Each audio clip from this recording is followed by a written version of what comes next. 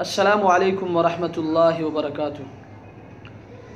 نحمدہ ونصلی علی رسولہ الکریم، اما بعد فاعوذ باللہ من الشیطان الرجیم، بسم اللہ الرحمن الرحیم۔ آج ایک مرتبہ پھر انتہائی بوجھل اور دکھی دل کے ساتھ کچھ باتیں میں آپ سے شیئر کرنا چاہتا ہوں۔ جیسے کہ آپ کے علم میں ہے کہ تقریباً 2 دن سے مولانا طارق جمیل صاحب کی ایک ویڈیو کو بنیاد بنا کر، جس میں حضرت نے وزیر اعظم عمران خان کی ایک اچھے بیانیے کی حمایت کی تھی،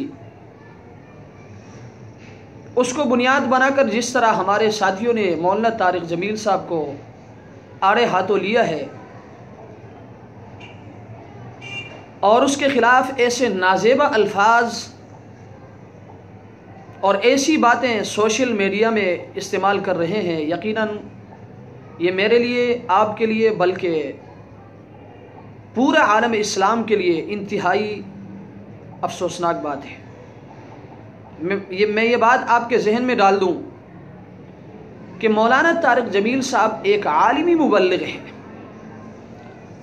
مولانا طارق جمیل صاحب ایک ایسی شخصیت ہے جس نے اپنی پوری زندگی، اپنی جان، اپنی مال، اپنی تمام تر چیزیں اسلام کے لیے، دین کے لیے اور دین کی سربلندی کے لیے وقف کی ہے، اور لاکھوں نہیں بلکہ کروڑوں لوگوں کی ہدایت کا ذریعہ بن رہا ہے۔ اگر انہوں نے وزیر اعظم عمران خان کے ایک اچھے بیانیے کی حمایت کی ہے تو اس میں کون سی قیامت برپا ہو گئی؟ میں تو آپ سے یہ کہوں گا کہ یقیناً مولانا طارق جمیل صاحب نے مدینہ کی ریاست کے نقطے پر وزیر اعظم عمران خان کی بھرپور حمایت کر کے دراصل وزیر اعظم کو ہی مشکل میں ڈال دیا ہے۔